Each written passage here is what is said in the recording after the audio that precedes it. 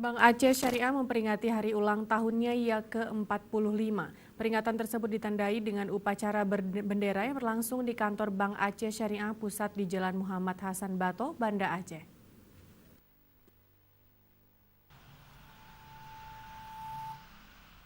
Direktur Operasional Bank Aceh Syariah Rusdi M. Adam yang menjadi inspektur upacara menyebutkan selama perputaran waktu banyak catatan sejarah yang telah ditorehkan Bank Aceh sehingga Bank Aceh tidak hanya bermanfaat untuk masyarakat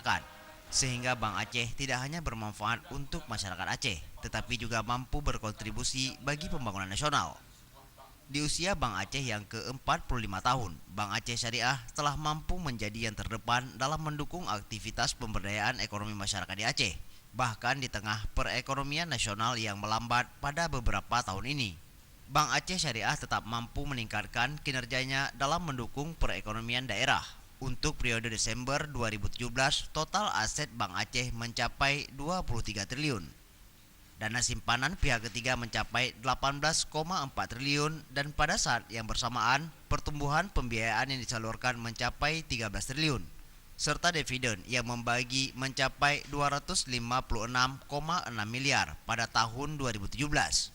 Sementara itu, Korporat Sekretaris Amal Hasan menambahkan, dalam rangkaian hari ulang tahun Bank Aceh Syariah yang ke-45 tahun akan menyelenggarakan beberapa kegiatan, di antaranya kunjungan dan pemberian sumbangan ke panti asuhan, fakir miskin, anak yatim, dan donor darah serta goes.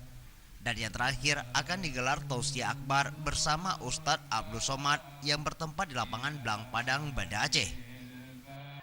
Dalam rangkaian 45 tahun ini kita membawa semangat bagaimana membangun ekonomi syariah itu menuju kejayaan.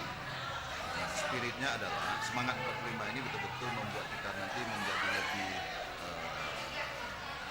sempurna di dalam kita menerapkan prinsip-prinsip tadi. Nah, rangkaian ulang tahun ini kita adakan seperti biasa.